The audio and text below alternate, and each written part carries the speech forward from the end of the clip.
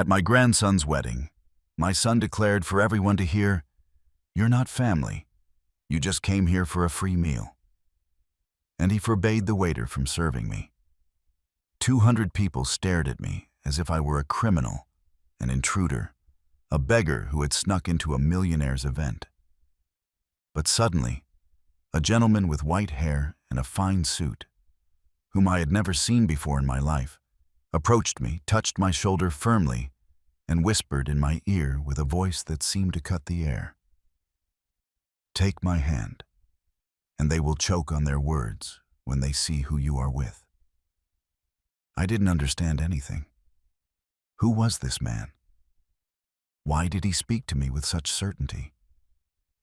His light brown eyes looked at me as if he had known me forever.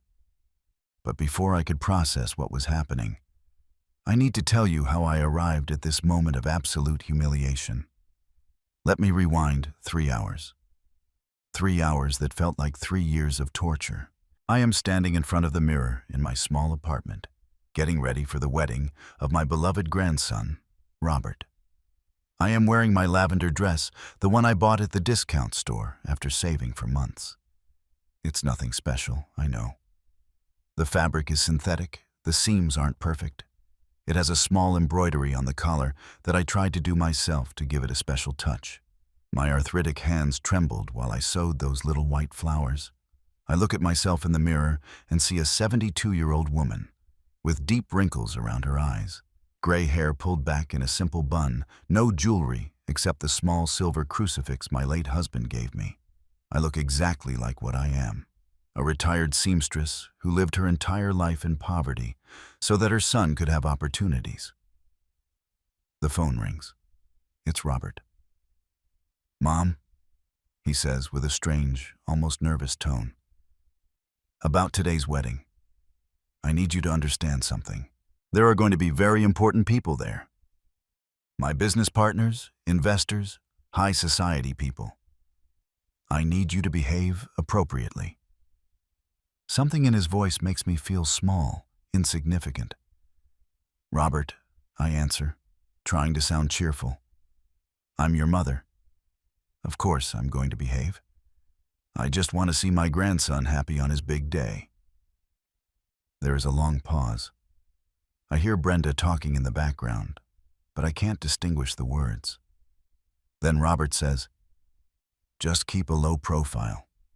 Don't talk too much to the guests. And please, please, don't mention that you worked as a seamstress or cleaning houses. It's embarrassing." Every word is like a stab. Embarrassing. My honest work, the sweat of my brow, the years of sacrifice. It's all embarrassing to him. He hangs up without even saying goodbye. I arrive at the event hall and am paralyzed. It's a palace. Giant crystal chandeliers hang from the ceiling. The tables are decorated with flower centerpieces that probably cost more than my month's rent. The guests look like they stepped out of a fashion magazine. The women wear gowns of silk, velvet, and French lace. The men wear tuxedos, as if they were attending a presidential ceremony. And I am standing there, in my lavender discount store dress. An employee of the venue looks me up and down, with disdain as soon as I cross the door. "Ma'am," she says in a sharp tone, "this is a private celebration. If you are here to apply for a job, the service entrance is in the back." No, I stammer, feeling humiliated. "I'm the groom's grandmother. Robert is my son." She looks at me with evident disbelief, as if I had just said I was the Queen of England. She checks her list with a frown. "Oh, yes, your name is here. Go ahead." I enter the main ballroom and feel all eyes fixed on me. They are not looks of kind curiosity. They are looks of judgment, of disdain, of barely concealed disgust. I head toward where Robert is talking with a group of impeccably dressed men. They wear watches that shine like lighthouses in the night. Robert sees me approaching, and his face changes completely. The professional smile he had disappears. His eyes harden. He excuses himself from the men and quickly walks toward me, intercepting me before I reach his social circle. "Mom, what are you doing here so early?" he says through clenched teeth, gripping my arm tightly. "And that dress? I told you to wear something elegant. Robert, this is the most elegant dress I own. I spent 3 months of my pension on it." He closes his eyes as if it physically pains him to see me. Brenda appears out of nowhere, dazzling in her champagne-colored dress covered in crystals that catch the light like small diamonds. Her makeup is perfect. Her hair is styled in an elaborate updo that probably took hours at the most expensive salon in the city. "Betty," she says my name as if it were poison. "You actually came like that. I can't believe it." I look at my dress, then at hers, and I understand. I understand perfectly. I am the stain on their perfect picture. I am the living evidence that Robert was not always rich, that he comes from poverty, that his mother scrubbed floors to pay for his education. Linda, Brenda's cousin, approaches with a glass of champagne in her hand. She is wearing an ivory dress with a neckline that leaves little to the imagination. She looks at my dress and lets out a giggle. "Oh, Betty, you didn't tell me there would be themed entertainment. This tribute to the 70s is adorable." The three of them laugh. I lower my gaze. Robert Jr. then appears, my handsome grandson in his white tuxedo. He sees me and his face lights up. "Grandma," he shouts, running toward me. "You came." He hugs me tightly, and for a moment I forget all the humiliation. This is my grandson. The baby I took care of when Robert and Brenda went on trips. The boy who called me every week to ask how I was. But Brenda takes his arm roughly. "Robert Jr., honey, you need to greet your father's investors. They are very important people. Let's go." Robert Jr. looks at me guiltily, but he obeys. He always obeys his mother. The ceremony begins. I sit in the last row, even though I am the grandmother. The front rows are reserved for business partners, for the bride's elegant family, for people who matter. I don't matter. After the ceremony, everyone moves toward the reception area. There are long tables full of food that looks like it came from a 5-star restaurant. Lobster, salmon, meats that I can't even pronounce. Waiters in white gloves circulate with trays of canapes and glasses of champagne. I am hungry. I didn't eat anything all day because I wanted to save my appetite for the celebration. I timidly approach one of the food tables. And that's when it happens. Robert sees me. He walks toward me with furious strides. Brenda comes behind him. Linda follows him like a vulture waiting for carrion. "Mom," Robert says loudly. Loud enough for several guests to turn and look at us. "What do you think you're doing?" "I'm going to get some food." "Robert, I'm hungry." He laughs. It's a bitter, cruel laugh that I'd never heard come from his mouth. "Hungry? Of course you're hungry. You came here just for the free food, didn't you? You don't care about your grandson. You don't care about this family. You just wanted to come gorge yourself at a banquet you can't afford." The entire room falls silent. 200 people stop talking and look at us. I feel the heat rising to my face. "Robert, please," I whisper. "Don't do this." But he is out of control. Or maybe this is exactly what I planned from the beginning. "You are not family," he shouts, pointing his finger at me. "You came here for a free meal. Look, everyone. This woman sneaks into fancy events, pretending to be someone she's not." Brenda joins the attack. "It's embarrassing. Betty, look at you. That cheap dress, those worn-out shoes. You don't belong in this world. You never have belonged." A waiter approaches with a tray. Robert stops him abruptly. "Don't serve her anything. No food, no drink. It's forbidden. If she tries to take anything, You notify me immediately. Tears begin to roll down my cheeks. I can't control them. This can't be happening. My own son, the child I breastfed, the child I hugged on stormy nights. Linda approaches with her glass of champagne and a devilish smile. "If you're so hungry, Betty," she says, deliberately spilling some food from her plate onto the floor. "Eat from there. That's where you belong. On the floor with the dogs." People laugh. Some pull out their phones to record. And just when I think I can't bear any more humiliation, when I'm about to run toward the exit and disappear forever, I hear those footsteps behind me. Firm steps that resonate with authority. A hand touches my shoulder. I turn around and see that man with white hair, an impeccable dark gray suit, light brown eyes that look at me with a breathtaking intensity. "Ms. Betty," he says in a deep voice, "take my hand." And they will choke on their words when they see who you are with. My hand trembles when I extend it toward this unknown man. His fingers are warm, firm, and secure. He takes my hand with a delicacy that brutally contrasts with the emotional violence I have just suffered. I feel something strange pass through my body. It's not romantic attraction. It's something deeper, more unsettling, as if my soul recognizes something that my mind cannot comprehend. "Who are you?" I manage to whisper while the tears continue to stream down my cheeks. He doesn't answer directly. Instead, he turns to the entire room, to the 200 people who just seconds ago were laughing at my humiliation. His presence is so imposing that the murmur of voices gradually fades until absolute silence reigns. Even the background music seems to have disappeared. Robert looks at us from where he stands, with Brenda clinging to his arm. His expression goes from fury to bewilderment. He squints, trying to identify this elegant man who just burst into his perfectly orchestrated scene of torture. The white-haired man takes a step forward, still holding my hand.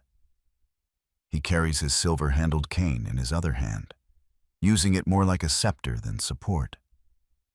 There is something regal in his posture, something that demands respect without needing to shout. "Good evening," he says in a voice that fills every corner of the room. His accent is refined, educated, the accent of someone who has traveled the world and walked the halls of power. "Anthony Sterling, and I believe there are a few things I need to clarify tonight." Robert turns pale. Not completely white, but I can see the color draining from his cheeks. Brenda looks at him confused. Linda takes a step back, her cruel smile finally wiping off her face. Anthony Sterling. The name resonates in my head, but I can't place it. I have never heard that name in my life. Or maybe I have. There is something about that last name that feels vaguely familiar, like a distant echo of a conversation forgotten decades ago. Anthony releases my hand only to place his arm around my shoulders in a protective, almost paternal way. I feel small next to him, but not in a humiliating way. I feel protected, safe for the first time all night. "I see you were having an interesting conversation about who belongs and who doesn't belong in this family," Anthony continues, looking directly at Robert. "I'd like to participate in that conversation, if you allow me." Robert finds his voice, though it comes out trembling. "Sir, with all due respect, this is a private family matter. I don't know who you are, but you have no right to interfere." Anthony smiles. It's not a kind smile. It's the smile of a shark that has just smelled blood in the water. "Oh, but I have every right in the world, Robert. You see, I have known your mother for a long time, much longer than you can imagine." My heart pounds so hard, I think it's going to burst out of my chest. What is this man saying? How does he know me? Why does he talk as if he has some kind of history with me? I try to look at him, searching for answers on his face, but he keeps his eyes fixed on Robert. Robert Jr. approaches from where he was with his new wife. "Grandma, are you okay?" he asks with genuine concern in his voice. He looks at Anthony with curiosity and some distrust. "Who is this gentleman?" "This gentleman," Anthony says with an almost amused tone, "is someone who should have appeared in your life many years ago, son. But better late than never, don't you think?" Brenda finally finds her shrill voice. "Look, I don't know what game you're playing, Mr. Sterling, but this is my son's wedding. If Betty brought an escort, she should have informed us beforehand. In any case, she is no longer welcome here, so you can both leave." Anthony lets out a laugh. It is a deep, resonant laugh, full of irony. "Oh, Brenda, sweet, ignorant Brenda, let me ask you something. Do you know where you are standing right now? Do you know this hall?" Brenda looks at him as if he were crazy. "Of course I know it. It's the most exclusive event hall in the city. It cost us a fortune to reserve it. We had to pay $50,000 just for the rental." $50,000? Anthony repeats, nodding slowly. "Interesting. And who exactly did you pay those $50,000 to?" "To the company that owns the place, obviously," Brenda replies impatiently. "What does that have to do with anything?" Anthony gently taps his cane against the marble floor. The sound resonates like a gunshot. "It has everything to do with everything, dear. Because I am the owner of this company. I own this hall. In fact, I own this entire chain of event halls, 5 in total, valued at approximately $40 million. The silence that follows is so dense it could be cut with a knife. I can see everyone's minds processing this information. Robert opens his mouth, but no sound comes out.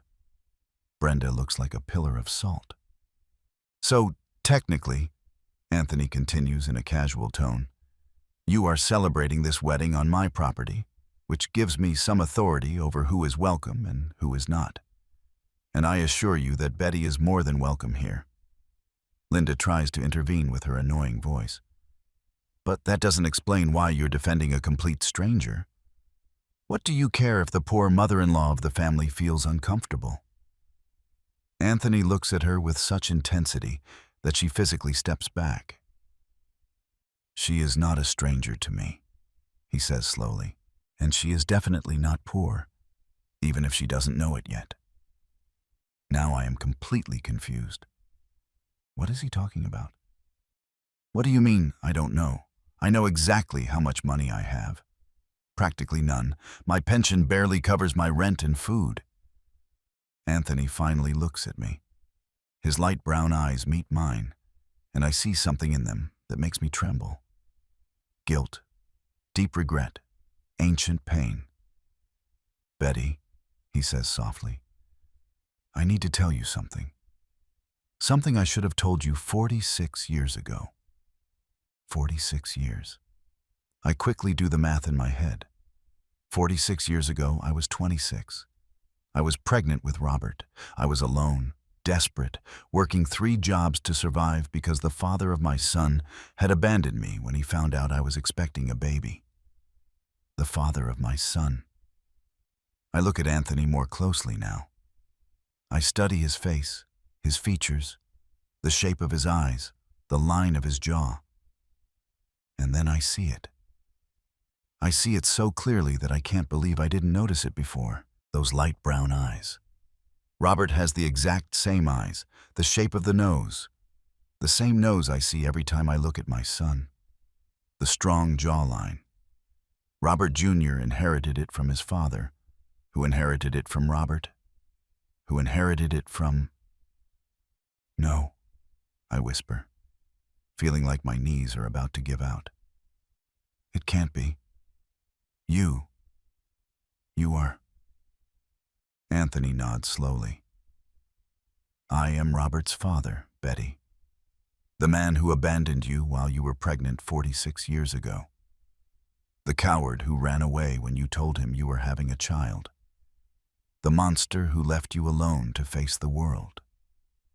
Robert makes a strange sound, somewhere between a gasp and a sob. He stumbles, and Brenda has to hold him up. His face goes through 1,000 emotions in seconds. Confusion, shock, anger, pain, disbelief. "That's a lie," he finally shouts. "My father died before I was born. My mother told me. You are lying." Anthony pulls something out of his pocket. It is an old photograph, worn by time. He walks toward Robert and hands it to him. "I didn't die, son. I ran. And it is the greatest shame of my life." Robert takes the photo with trembling hands. I can see from where I am that it is an image of two young people.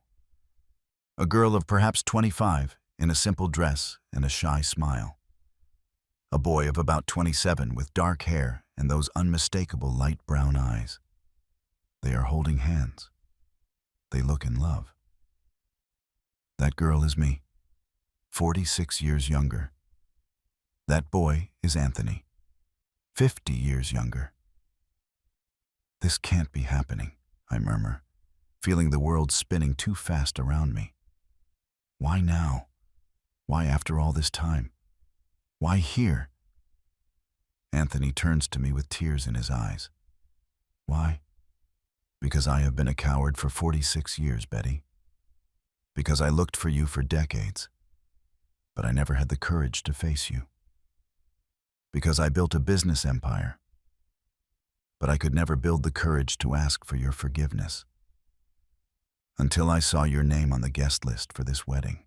Until I knew that my son, the son I abandoned, was about to publicly humiliate you, and I couldn't allow it.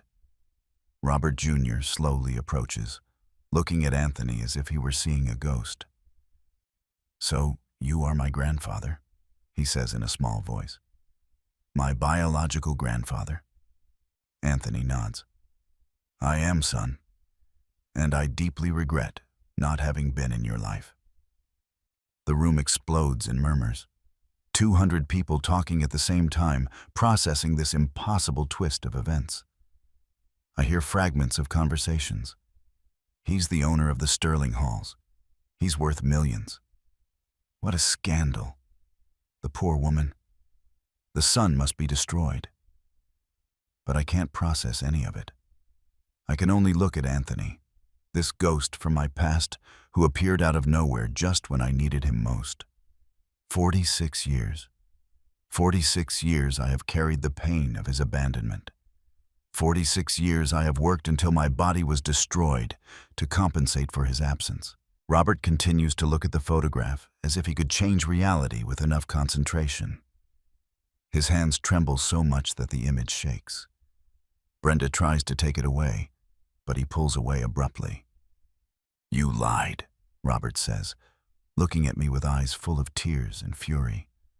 "You told me my father was dead. You made me believe I was an orphan. You lied all this time." My voice comes out broken, barely audible. "I was protecting you, Robert. You were a child. How could I tell you that your father abandoned us? That he didn't want us? That he chose his freedom over us?" Anthony takes a step toward Robert with his hand outstretched. "Son, you need to understand. I was young, stupid, terrified. When your mother told me she was pregnant, I panicked. I came from a wealthy family that had threatened to disinherit me if I stayed with her. Betty was poor, without family, without connections. And I was a coward who chose money over love." "Don't call me son," Robert spits out. "You have no right. Where were you when we had to eat rice 3 times a day because there was no money for more? Where were you when the other children made fun of me for not having a father? Where were you when my mother worked 20 hours a day to pay for my education?" "I wasn't there," Anthony admits with a broken voice. "And I will live with that guilt until the day I die. But I am here now, and I will not allow you to treat your mother the way you have treated her tonight. Brenda finally finds her voice, though it comes out shrill and desperate. This is ridiculous. Robert, you don't have to listen to this. This man appears out of nowhere with dramatic stories just when we were putting your mother in her place. It's suspicious. He's probably lying to manipulate us. Anthony pulls out his phone and in seconds is showing Brenda something. It's a DNA test. I had a test done with a hair from Robert that I obtained from his office 3 months ago. 99.9% probability of paternity. I am not lying. How did you get a hair from my office? Robert asks with disbelief. You've been investigating me, spying on me. I've been trying to gather the courage to approach you for years, Anthony replies. I hired investigators. I know everything about your life, Robert. I know you have an import and export company. I know you live in the Riverside building on the 12th floor. I know your son, Robert Jr., studied business administration. I did something else. Something that your wife might not know. Anthony's tone changes. It becomes colder, more calculating. Brenda looks at him with sudden suspicion. What are you talking about? She asks in a tense voice. Anthony slowly walks around them like a predator circling its prey. I'm talking about the fact that Robert's prosperous company is a complete facade. I'm talking about the fact that he owes $2,300,000 to 3 different banks. I'm talking about the fact that he is 3 months away from total bankruptcy. That's private, Robert shouts, his face completely red. You have no right to investigate my finances. I have every right when my investigators discover that you are using fraudulent information to get loans, Anthony replies coldly. Altered financial reports, fake invoices, contracts with shell companies, everything is documented. I pull a tissue from my purse to dry the tears that won't stop falling. I don't understand anything that's happening. Robert is bankrupt. My successful son, my son who drives a luxury car and lives in a fancy building, is broke. Brenda becomes hysterical. That's a lie. We live very well. We have everything. How dare you come here and defame my husband? Anthony pulls a thick envelope from his jacket. He opens it and takes out several documents. He places them on the nearest table where everyone can see them. Account statements, debt notices, letters from the banks demanding payment, all with Robert's name clearly visible. Robert Jr. approaches to look at the documents. His face crumbles. Dad, he whispers.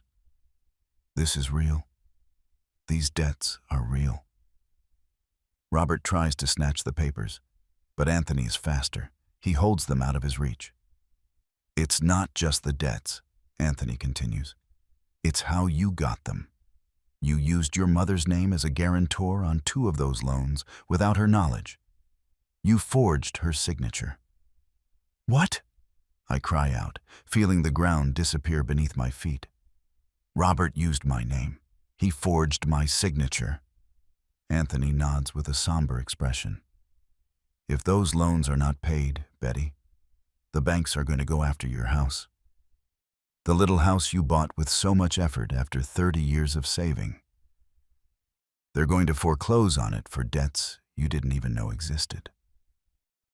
I look at Robert, looking for a denial, an explanation, something to make this not true. But he doesn't look at me. His gaze is fixed on the floor, his jaw clenched, his fists closed. It's true, I whisper, feeling nauseous. You did it. You put my house at risk. Brenda tries to defend her husband desperately. He did it for the family, to maintain our standard of living, to give you a better life, Robert Jr. He's not a criminal. He's a father doing what's necessary. David, an older man with glasses who had been standing next to Anthony this whole time, steps forward. Allow me, Mr. Sterling, he says in a professional voice. I am David Morris, an attorney with the Sterling firm. And I regret to inform you that forging signatures to obtain loans is financial fraud. It is a serious crime that carries between 5 and 10 years in prison. Robert finally looks up. His eyes are red. His expression is one of pure panic. "You can't prove anything," he says in a trembling voice. "You don't have any real evidence." David takes out a tablet and turns it on. We have Miss Betty's original signatures on other documents. We have the forged signatures on the loan contracts. We have the graphological analysis that shows they do not match. And we have the testimonies of 3 bank employees who confirmed that Ms. Betty never personally appeared to sign those documents. Linda, who had been watching everything with her mouth open, tries to discreetly sneak toward the exit. Anthony stops her with a single look. "Ah, Miss Linda," he says in an almost casual tone. "Brenda's cousin, right? The one who a few minutes ago suggested that Betty eat off the floor like a dog." Linda freezes. I was just kidding. It wasn't literal." "Jokes have consequences," Anthony replies, "especially when they are recorded by the security cameras in my hall. I have complete footage of this entire celebration. Every word, every insult, every moment of humiliation that you inflicted on Betty is documented." Brenda turns pale. "Why would you want to record your own hall?" she asks in a weak voice. "Security," Anthony replies, simply. "But also because I suspected something like this might happen. When I saw that Robert had reserved the hall for his son's wedding, but did not include his own mother at the main table, I knew something was wrong. So I made sure to have all the necessary evidence." Robert Jr. suddenly speaks in a strong, clear voice. "Stop this, everyone. This is my wedding. It's supposed to be the happiest day of my life, and it's turned into a nightmare. Grandma, I am so sorry. I didn't know anything about this. I swear I didn't know." He walks toward me and hugs me. I can feel his tears wetting my shoulder. "You've always been good to me," he whispers. "Always. And they treated you like trash. I can't forgive them for that." Brenda tries to approach Robert Jr., but he raises his hand, stopping her. "No, Mom. Not now. I need to process all of this." Anthony looks at his gold watch. "It's 9 o'clock at night," he says. "This celebration was scheduled until midnight, but given the circumstances, I think it would be appropriate for it to end now." "You can't kick us out," Brenda screams hysterically. "We paid for this place." "You paid $50,000 for the rental," Anthony corrects.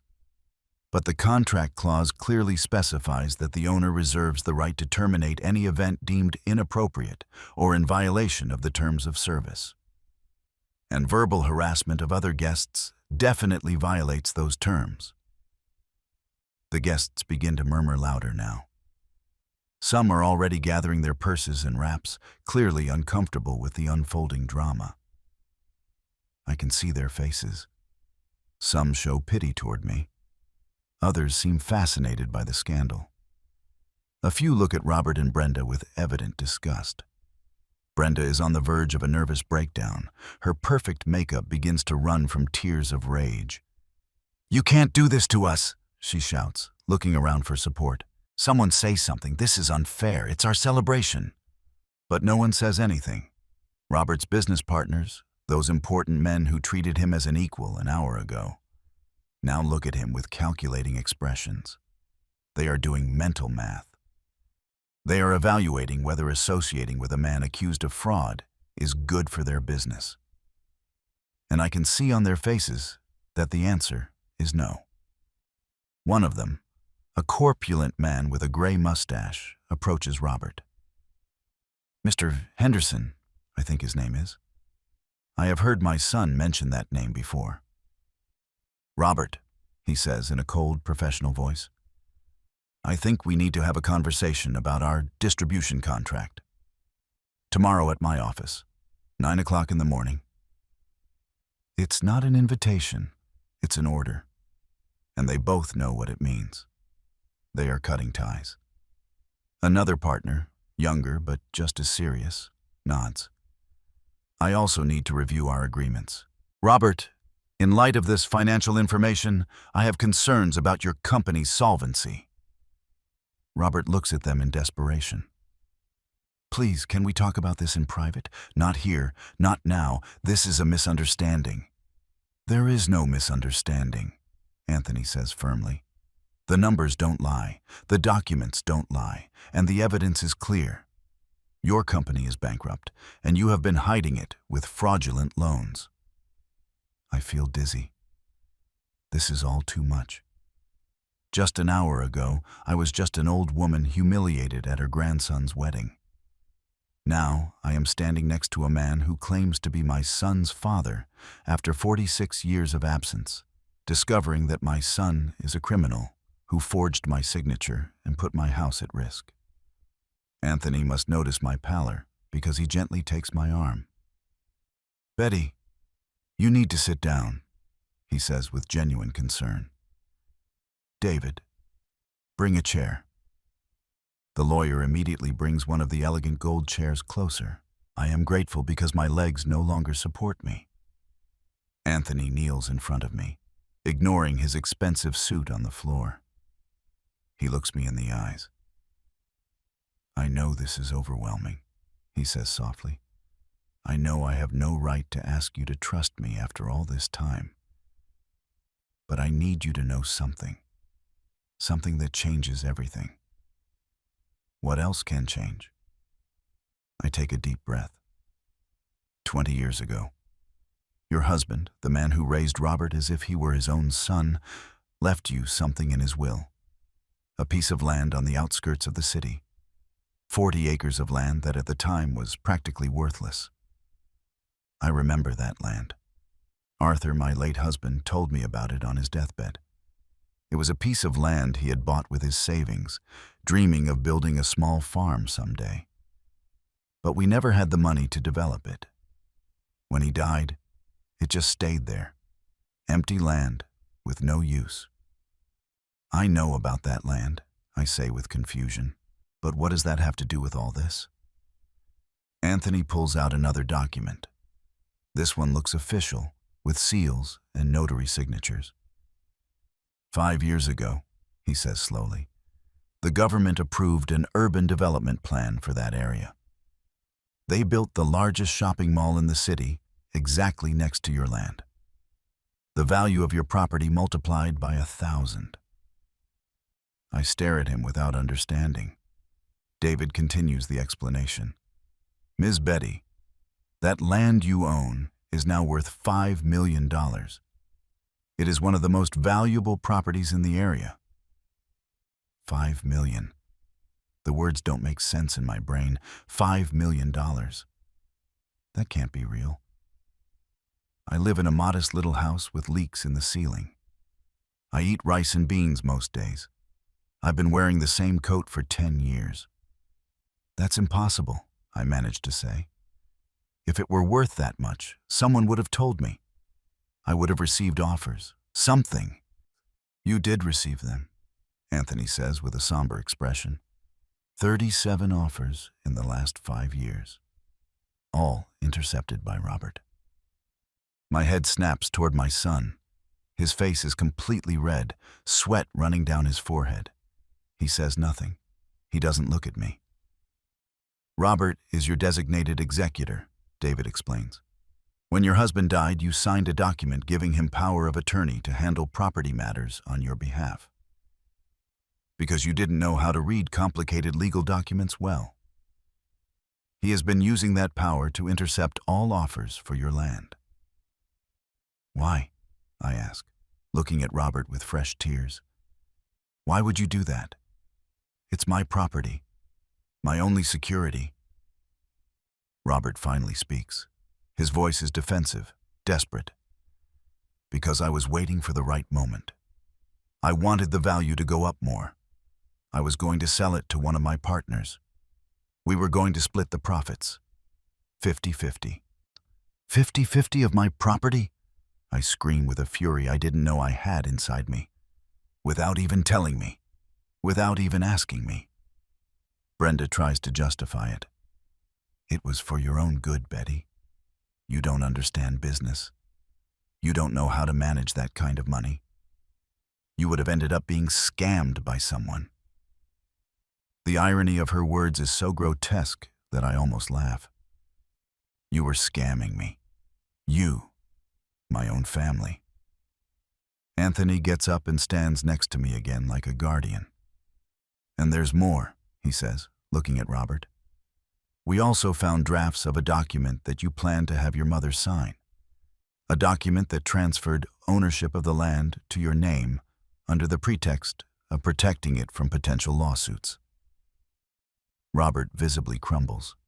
He puts his hands on his head. This is not happening. It can't be happening. Robert Jr. walks toward his father with an expression I had never seen on him. Absolute disappointment. Then it's true, he says in a trembling voice. Everything this gentleman is saying is true. You have been stealing from Grandma. It's not stealing if it's family, Brenda weakly tries to argue. It's asset management. It's fraud, David firmly corrects. It's misappropriation. It's abuse of fiduciary power. There are at least 5 different crimes documented here. The guests are definitely leaving now. Small groups walk toward the exit, murmuring among themselves. Some look at me with pity as they pass. An older lady stops and squeezes my shoulder with sympathy before leaving. Linda tries to sneak out with the departing group, but Anthony raises his voice. Miss Linda, you stay. There's something about you that Ms. Betty needs to know. Linda stops, her face showing panic. I haven't done anything. I'm just Brenda's cousin. I have nothing to do with their dirty business. But you have something to do with planning this humiliation, Anthony says. My investigators checked the messages between you and Brenda.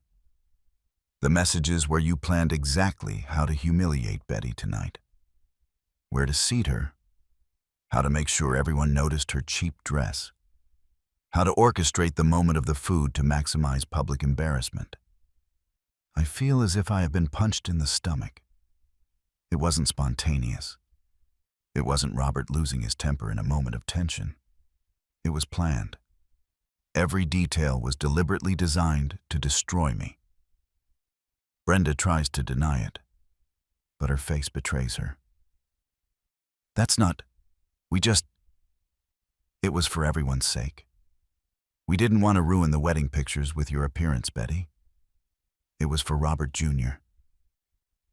For Robert Jr., I repeat, feeling disgust. You use your son's name to justify your cruelty. Robert Jr. physically moves away from his parents. He stands on the other side of the hall, near me. I don't want to be near you anymore, he says in a firm voice. I don't know who you are. I thought I knew my parents. But I don't recognize you at all. Brenda lets out a dramatic moan. Robert Jr., son, you can't say that. We are your family. We did everything for you. No, Mom. You did it for yourselves. For your image. For your status. For your damn pride. Anthony applauds slowly. Well said, son. You have more character than your father, that's for sure. Robert finally explodes. You have no right to judge me. You who abandoned us. You who were never there. You who left my mother in poverty. You are worse than me.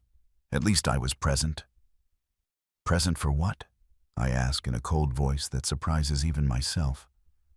To work me until my body was destroyed while you enjoyed a comfortable life. To steal my property. To publicly humiliate me at my grandson's wedding. That is your idea of being present. Mom, Don't call me Mom, I interrupt him. That word implies love, respect, gratitude. You feel none of that for me. I am just an embarrassing inconvenience that reminds you where you come from. The silence that follows is absolute. Even the last remaining guests have stopped to observe.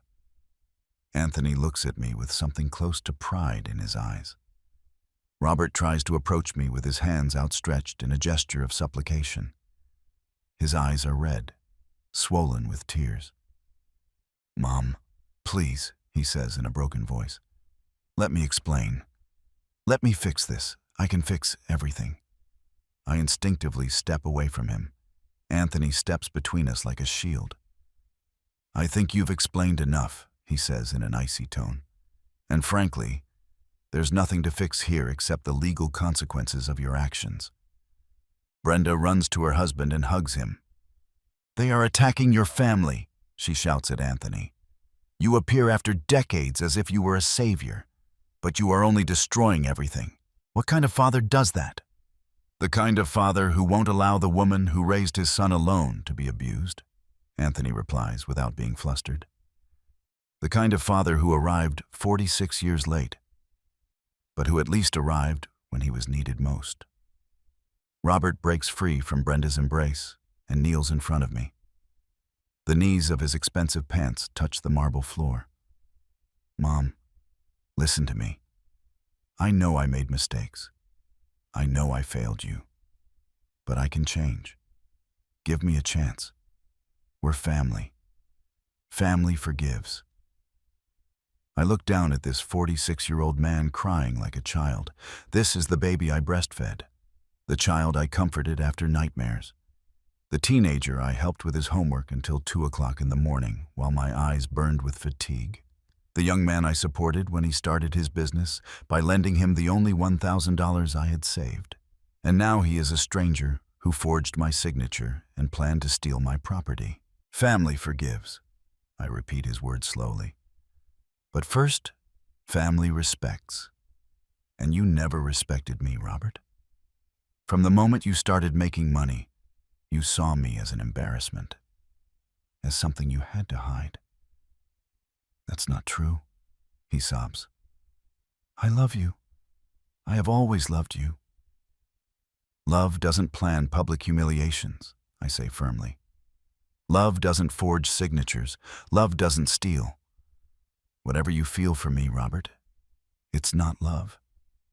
It's perhaps an uncomfortable obligation, perhaps a little residual guilt. But it's not love." His eyes fill with tears again. "How can you say that after everything we've been through together? After all the years?" "The years mean nothing without respect, son. And you lost my respect a long time ago. Tonight only confirmed what I already suspected." Robert Jr. places his hand on my shoulder. "Grandma, I think we should leave. You've endured enough for one night." "You're right," Anthony agrees. "Betty, my chauffeur, is outside. I can take you home. Or if you prefer, I have a suite at the Sterling Hotel where you can stay tonight. Complete privacy, room service, whatever you need." The thought of going back to my little house alone after all this seems unbearable. "I'll take the suite," I say quietly, "just for tonight." Anthony gestures, and a man in a dark suit immediately appears. He must have been waiting nearby all this time. "Prepare the presidential suite for Ms. Betty, John," Anthony orders, "and make sure she has everything she could possibly need." The man nods and disappears, speaking into a discreet radio. Robert takes a step toward me with his hands outstretched. "Mom, please don't leave like this. Let's not end the night this way. We can talk, we can fix this." "There's nothing to fix tonight, Robert. I need distance, I need time. I need to process that my own son considers me so insignificant that he planned my humiliation as if it were a corporate event." Brenda lets out a dramatic sob. "They are destroying our family," she cries. "Everyone is destroying years of work, years of building a life, over a stupid misunderstanding." "A misunderstanding?" I repeat with incredulity. "You call forging legal documents a misunderstanding, financial fraud, premeditated emotional abuse." Linda finally speaks again, her voice small and scared.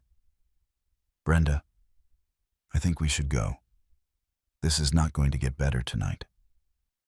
For the first time, Brenda seems to listen to sensible advice. She takes Robert's arm. Let's go, honey.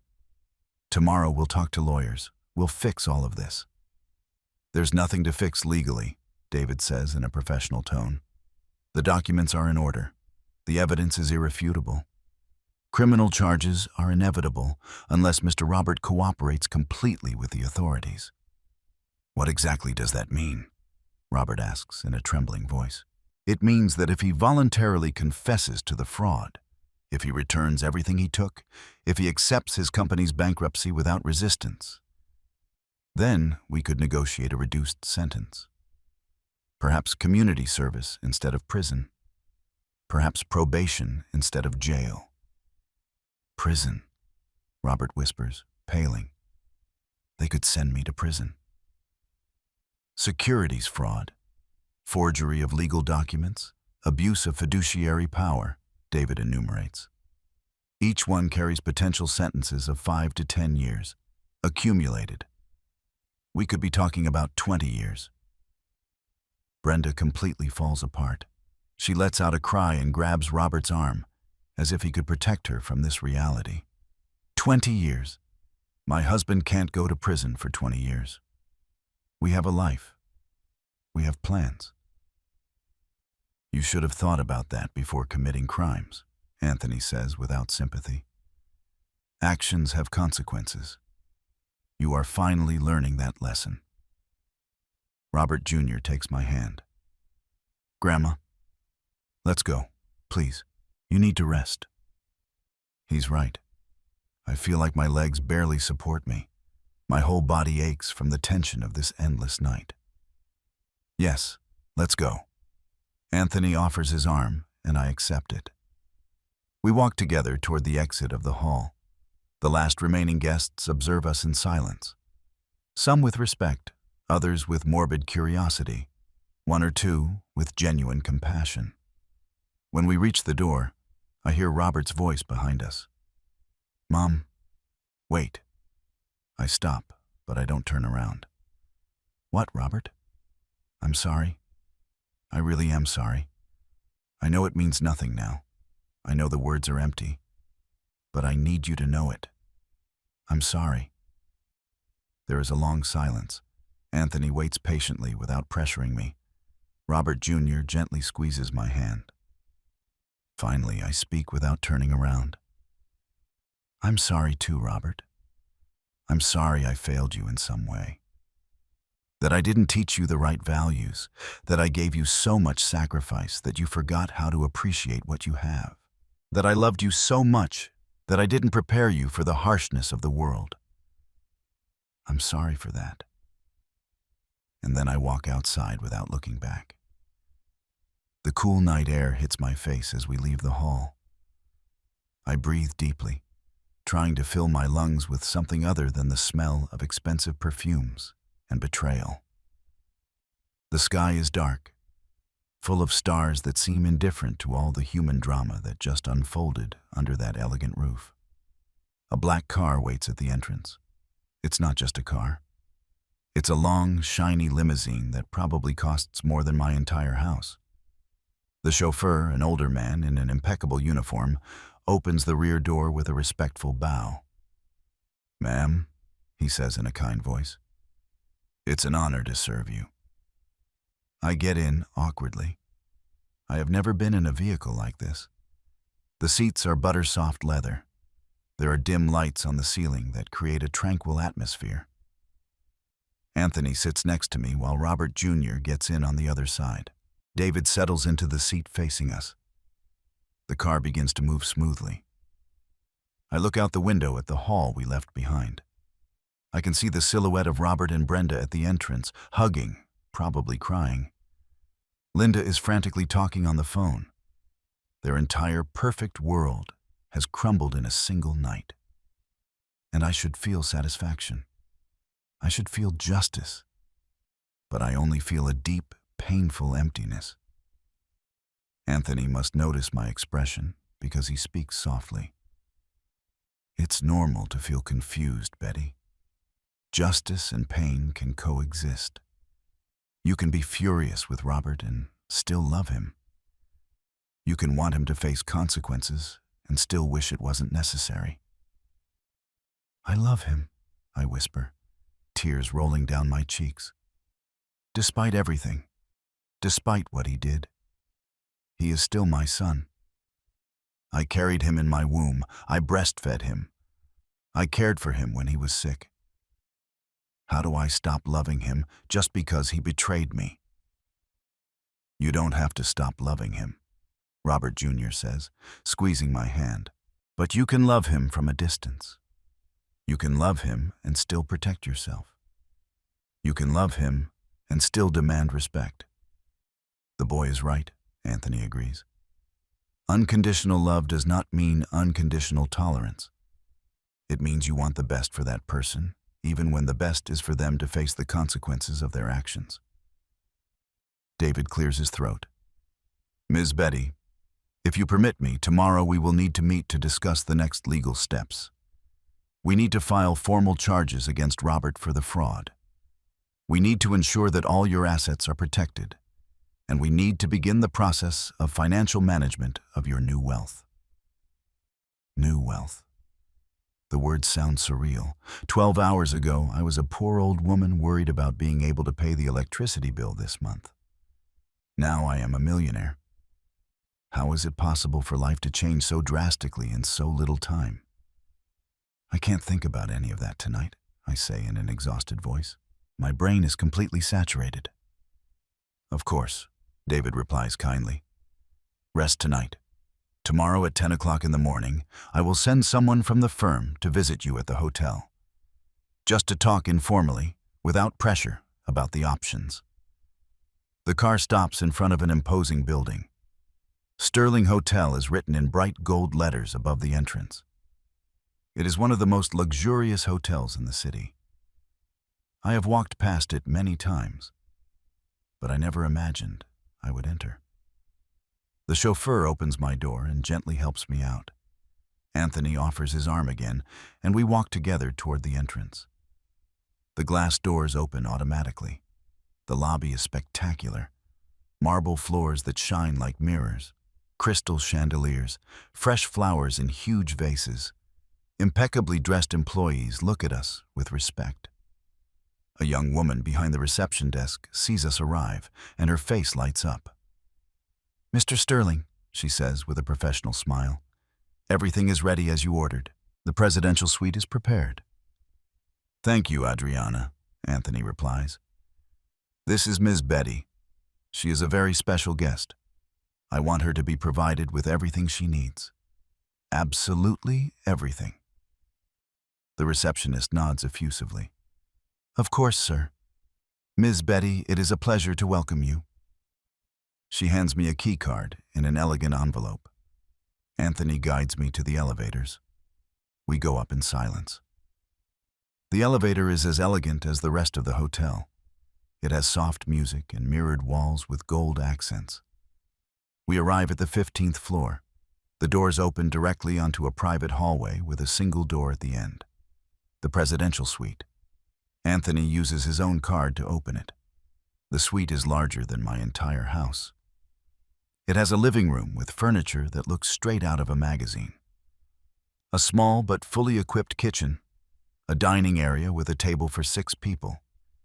And through an open door, I can see a bedroom with a huge bed covered in soft pillows. The bathroom, Anthony says, pointing to another door, has a jacuzzi tub. The minibar is fully stocked, complimentary. Room service is available 24 hours a day. Just dial 0 on the phone and order what you need. I don't know what to say. This is too much. It is not too much, Anthony says firmly. It is the least. Betty, you spent 46 years surviving on the bare minimum. Allow me to give you one night of true comfort. Robert Jr. explores the suite with amazement. Grandma, there's a giant TV. And another one in the bedroom. And look at this sofa. It's so soft. Despite everything, I smile, seeing his youthful enthusiasm. Anthony watches him with a complex expression. "He's a good boy," he says in a low voice. "Despite his parents, he's a good boy." "He is," I agree proudly. "He always has been." David says goodbye with a bow. "Rest, Ms. Betty. Tomorrow we will begin building your new future." When he leaves, Anthony stays for a moment longer in the doorway. "There's something I need to tell you, Betty. Something I couldn't say in front of everyone." I look at him, waiting. "What is it?" "I never stopped thinking about you," he says in a broken voice. "For 46 years. Not a single day passed without me wondering how you were. If you were well. If the baby was born healthy. If you hated me. I looked for you for years, but I didn't know your married name. I didn't know where you lived. And when I finally found you 3 years ago, I didn't have the courage to approach you." 3 years ago, I repeat, processing this information. "You found me 3 years ago, and you didn't say anything." "I was a coward," he admits. "I am still a coward. But when I saw your name on the guest list for this wedding, when my investigators told me what Robert was planning, I knew I couldn't continue to be a coward. I had to intervene." "Why now?" I ask. "Why after so long?" "Because I am 74 years old, Betty. Because my health is not what it used to be. Because I have maybe 10 years left to live, if I'm lucky. And I don't want to die being the coward who abandoned the woman he loved and the son he never knew." "The woman you loved?" I repeat his words. "You loved me." "I loved you," he confirms, tears in his eyes. "I loved you so much that it terrified me. I was so young, so stupid, so caught up in my family's expectations. And I chose wrong. I chose money and status over love. And I have paid that price every day since then." We stand there looking at each other. Two old people who were once young lovers. Two people whose lives took such different paths. Two survivors of decisions that cannot be undone. "I don't know if I can forgive you," I say honestly. "I don't know if I ever can." "I don't expect your forgiveness," Anthony replies. "I only hope you can allow me to be in your life in some way. Even if it's from afar. Even if it's just as the man who makes sure you never suffer again." Robert Jr. approaches and looks at both of us. "Grandma," he says softly, "I think you should rest. It's been an impossible night." "You're right. I'm so tired I can barely keep my eyes open." Anthony nods and walks toward the door. "Good night, Betty. Rest well." When the door closes, I am left standing in the middle of this luxurious suite, feeling completely lost. Robert Jr. hugs me. "It's going to be okay, Grandma. Everything is going to be okay." I wake up with the sun streaming through the thick curtains of the suite. For a moment, I don't remember where I am. Then everything comes back like a wave. The wedding, the humiliation, Anthony, the millions, Robert, everything. I sit up in the huge bed and look around. Robert Jr. slept on the living room sofa. I can hear his soft breathing from here.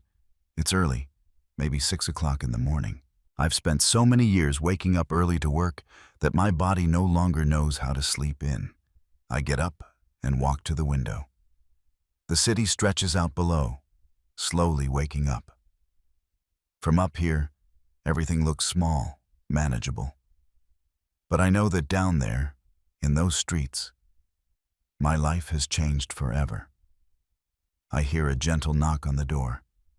I open it and find a cart with breakfast. Eggs, toast, fresh fruit, orange juice, coffee. There's a note. I thought you might need this. Anthony. Robert Jr. wakes up with the smell of coffee. "Good morning, Grandma," he says, rubbing his eyes. How did you sleep? Surprisingly well, I admit. That bed is like sleeping on a cloud. We eat breakfast together in comfortable silence. Finally, Robert Jr. speaks. What are you going to do now, Grandma? With all the money? With Robert? With everything. I sigh, taking my coffee. Honestly, I don't know. Yesterday, I was one person, and today, I am a completely different one. Not just because of the money, because of everything I discovered. Everything that changed. There is another knock on the door. This time, it's David with a briefcase. Good morning, Miss Betty. I hope I'm not interrupting. Only a little, I reply with a slight smile. We sit in the living room.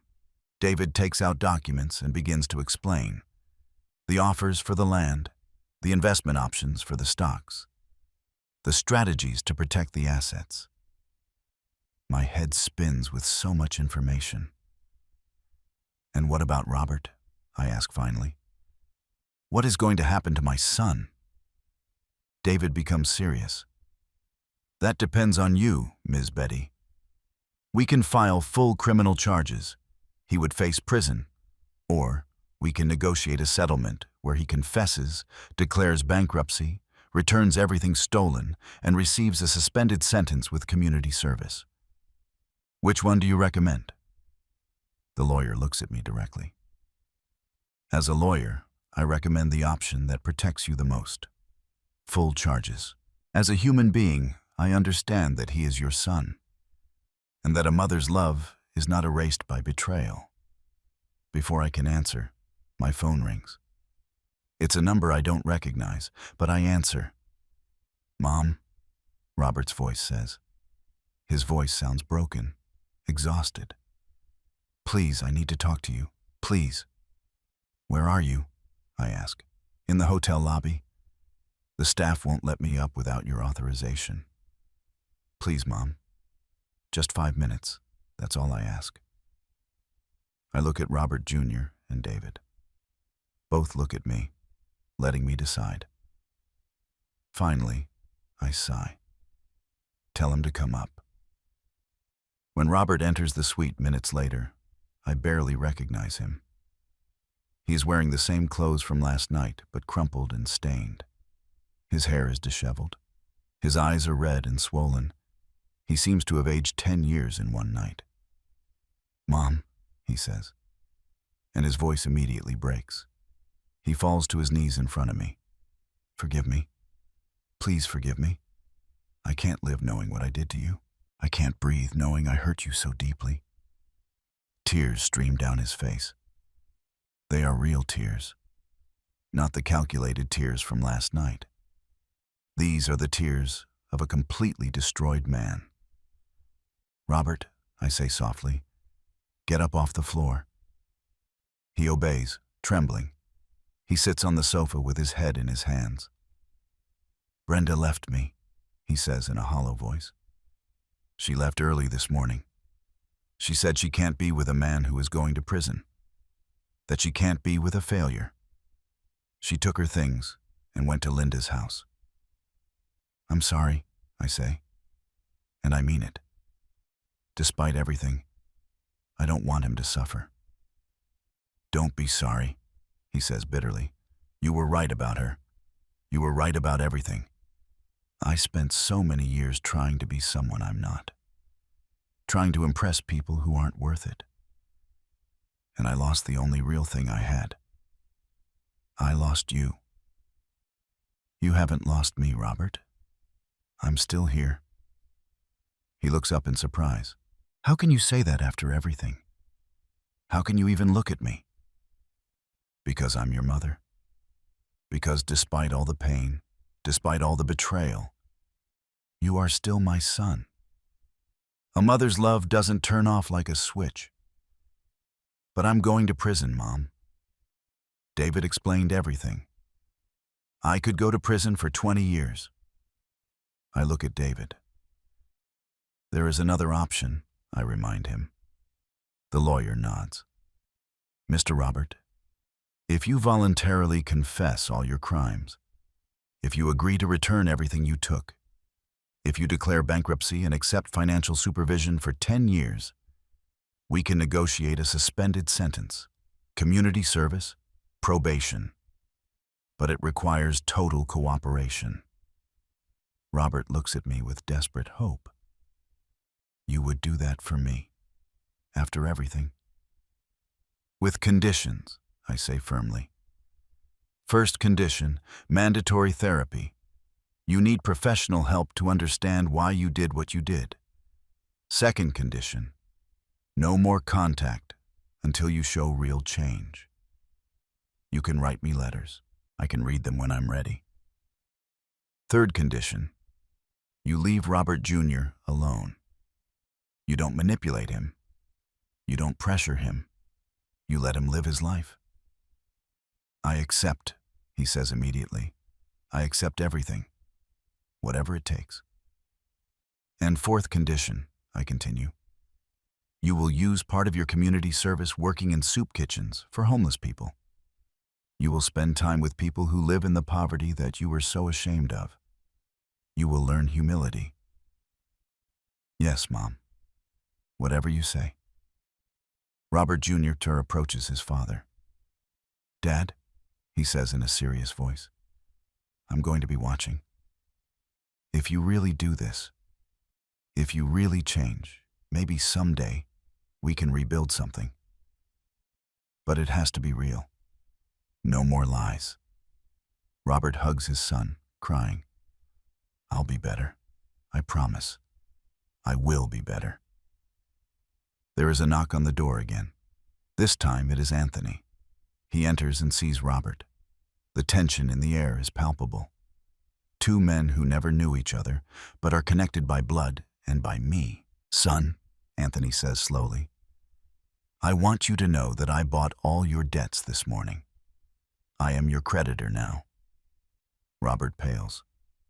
That means you can completely destroy me. I could, Anthony admits, but I won't.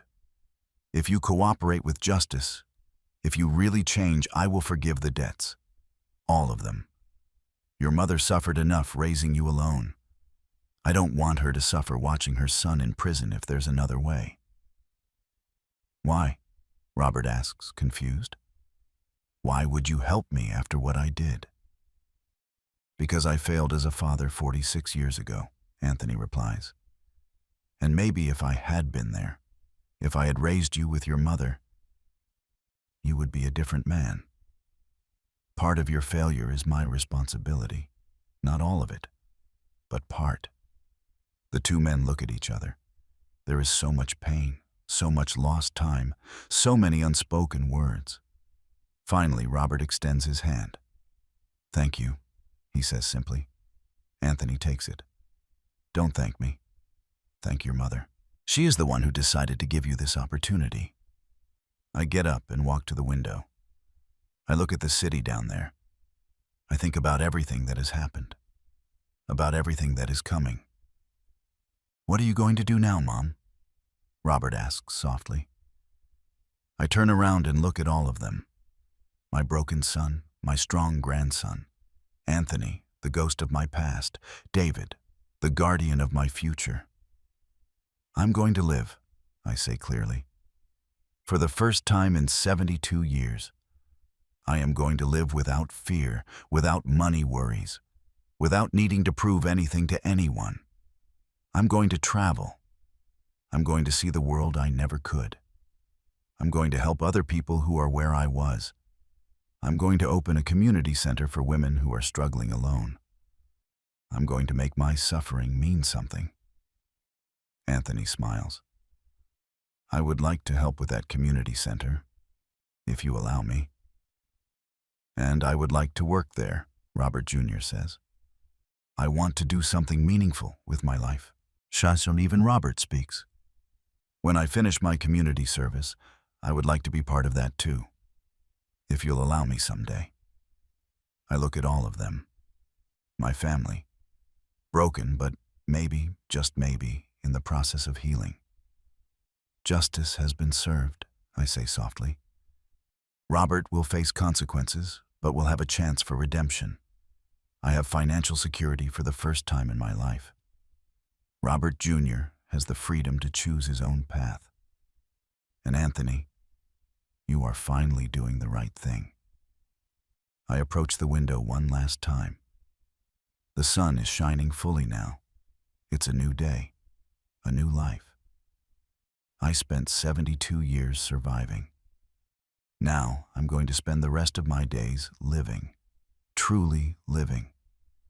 And for the first time in more years than I can count, I smile with genuine hope.